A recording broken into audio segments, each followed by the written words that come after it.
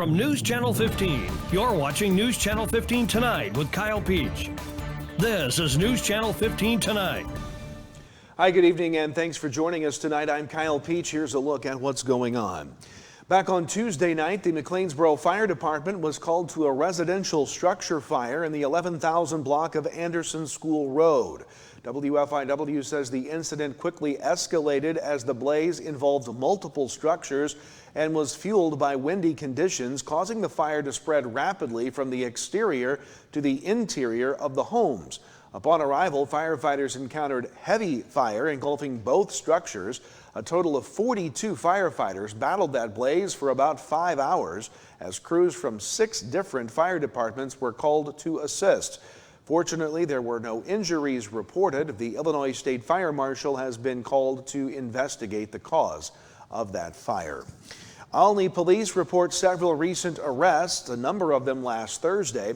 46-year-old Shonda R. Burns of Paris was arrested for possession of meth and defrauding drug and alcohol screening after a traffic stop. Also last Thursday, 19-year-old Samantha M. Sanders of Olney was arrested for theft after an investigation on East North Avenue.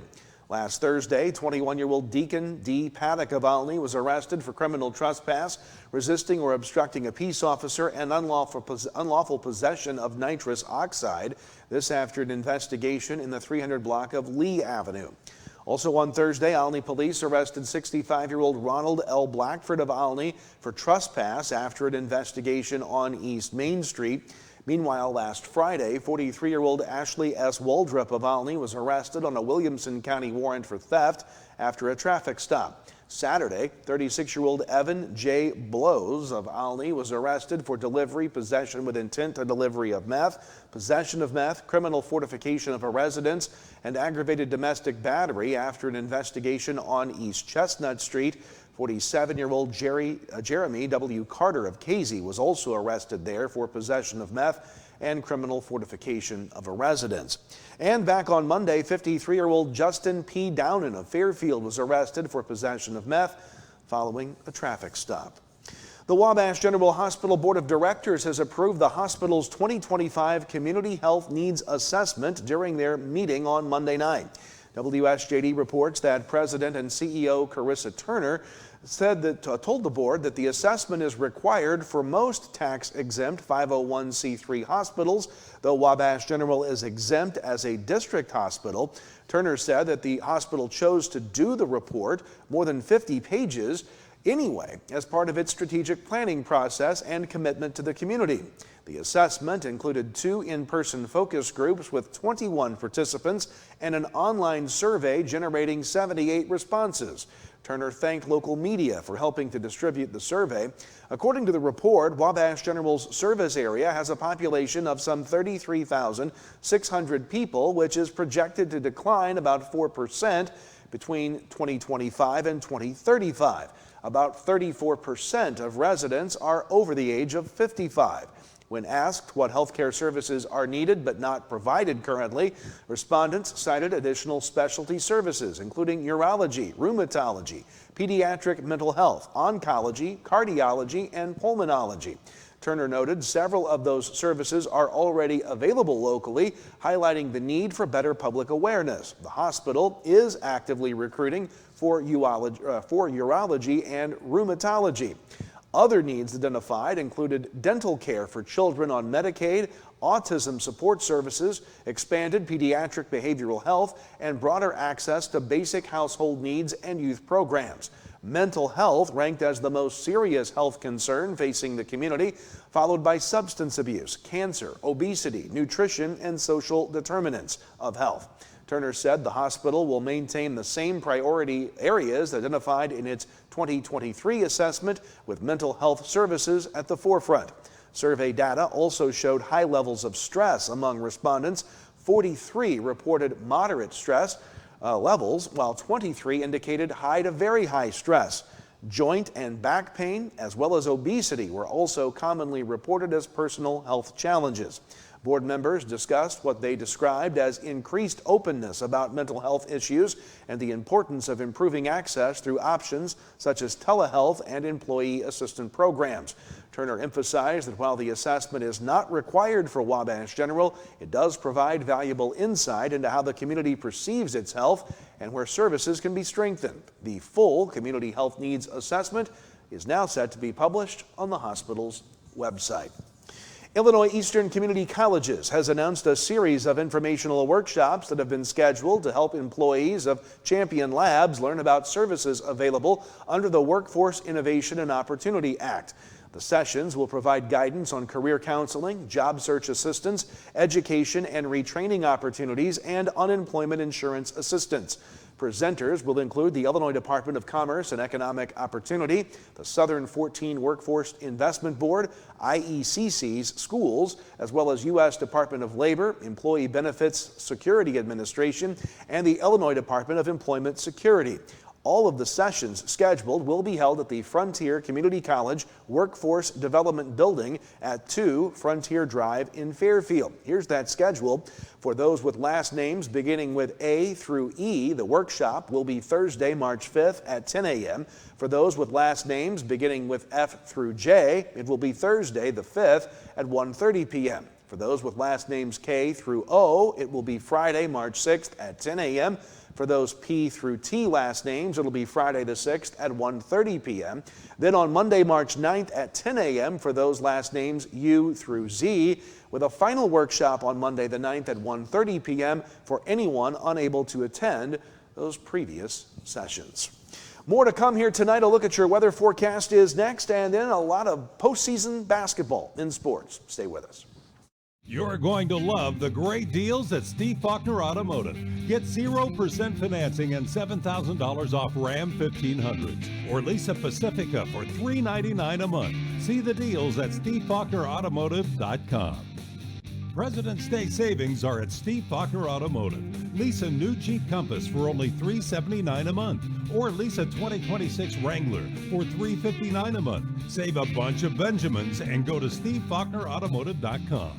Teaching kids about money is an important step, and the Student Plus account from the First National Bank makes it simple. It's a free checking account designed for students who are learning to manage their own spending with tools that help parents stay connected. With spending limits, real-time alerts, and instant transfers, students can build smart money habits while parents have peace of mind. Getting started is easy. Visit the nearest branch to open a Student Plus account and choose the features that fit your family best. The Student Plus account from the First National Bank.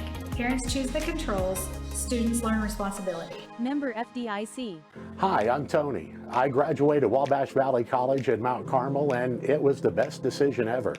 It gave me the opportunity to go on the air almost immediately. Within about a week of starting the broadcasting program at Wabash Valley College, I was a DJ on 89.1 WVJC, and that on-air experience was invaluable to my future career and hiring potential. Welcome back. Some morning showers moved through in the pre-dawn hours today. Clearing skies and a pretty good day out there today across the area. Nothing more showing on radar here tonight, and we're not going to see any more rain at least till closer to the end of the weekend. 54 pleasant degrees the high this afternoon, 34 our low this morning. We did pick up just 5/100ths of an inch of rain in our gauge with those showers in the pre-dawn hours today. Looking at the maps now here, showing you that rain pulling out of the area earlier this afternoon. The clouds went with it, and skies were going to be clear overnight tonight. And Friday and Saturday looking pretty excellent. High temperatures are going to be in the 60s across the area. Saturday night into Sunday, that's when the weather will change, reminding us that it is still winter. In fact, a cool down and maybe even some snowflakes in the forecast coming up as you see another system forming here to our west later on Saturday. But overnight tonight, clear skies, overnight lows with the low to mid 30s across the region. 33 up in Newton, 34 in Alny, 35 Albion, 36 down in Carmi. Great day for your Friday. Sunshine, temperatures in the low to mid 60s. Look at the 65 in Carmi and McLeansboro, 63 the high in Mount Carmel, 64 in Flora and Fairfield, 65 actually there in Flora. Overnight Friday night into Saturday morning, not as cold, right around 40 degrees for the overnight low temperature under clear skies. Expecting a mostly sunny Saturday with some clouds building in the afternoon, very similar to Friday. High temperatures upper 50s to the north, mid 60s to the south. Another great day on Saturday, and then unfortunately the bottom falls out of the temperature with a cold front. Could lead to a rain-snow mix event on Sunday, not expecting accumulations of anything. 42 will be the reality check high on Sunday. And then we get into a very wet pattern with daily chances of rain, predominantly rain showers, Monday through Thursday. Temperatures start in the low 40s, warming to the mid 60s towards the end of next week. Welcome to winter. That's a look at your forecast. Sports is up next. There is no life I know to compare with your imagination. Living there, you'll be free if you truly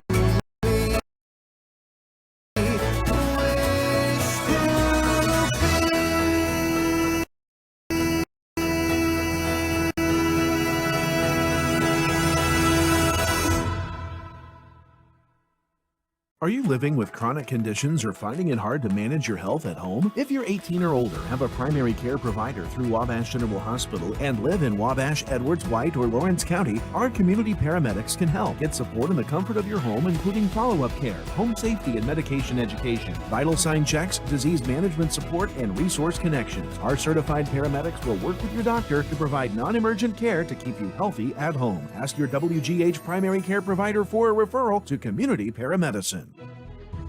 Have your weather radio, have a flashlight with batteries in it, make sure your cell phone's charged, know where you're going to go when bad weather hits. Go to the lowest interior room in your house and wait the storm out. After the storm, if your power's out or if there's any kind of dangerous situation or anything like that, call Mount Carmel Public Utility Company. As you go outside to survey the damage a little bit, just make sure to stay away from down power lines. Welcome back. It's time now to talk sports here tonight. We begin with high school girls basketball. Best of luck to the Edwards County Lady Lions. They play for a sectional championship tonight at Wayne City. They'll take on Brownstown. That's at 6:30. You can see it live on the NFHS network. Meanwhile, in boys regional semifinal action last night in Class 2A at Robinson, Mount Carmel took the state's #1 ranked team to the brink. The Aces trailed by as many as 10 at halftime, but would cut that deficit to 3 in the fourth quarter. But they end up falling in the game 50-43. The Aces finished 16-15, a winning season for first-year head coach Kyle Buss. In the other semifinal, Newton beat Salem 67-58. So T-Town and Newton will play for the regional championship in Robinson Friday night. Meanwhile, at the Vandalia Regional, the host Vandals upset top seed St. Anthony 50-48. Fairfield gets by Olney by 3, so Vandalia and Fairfield play for the regional crown Friday night. And at the 2A Benton Regional, Benton beats Vienna 59-34. Murfreesboro beat Hamilton County 46-39. In Class 1A at the Altamont Regional, Weber beats Wayne City 72-10, and Altamont beat Edwards County, ending the Lions season 51-35. Meanwhile, at the 1A North Clay Regional, Lawrenceville beat Red Hill 61-38. North Clay beat Dietrich 54-46. So it's Lawrenceville and North Clay for the championship there on Friday. At Gallatin County, it was Hardin County over Gallatin County 43-22. NCOE gets by Thompsonville 61-39. So NCOE plays Hardin County Friday night for the regional championship there. From basketball on the high school ranks to the college side of things, junior college women's basketball last night. Wabash Valley beat Rend Lake 99-50. The Warrior men were idle. The Olney Central women lost to Vincennes 66-49, while the OCC men also fell to VU 108-68. College baseball action yesterday. Wabash Valley beats Vincennes 26-9. It's a wild score in baseball in just 7 innings. The Warriors ranked 18th in the latest NJCAA baseball poll. That's going to do it for us tonight. Thanks for watching. We'll see you again tomorrow for more news. Kyle Peach from all of us at News Channel 15. Have a great night.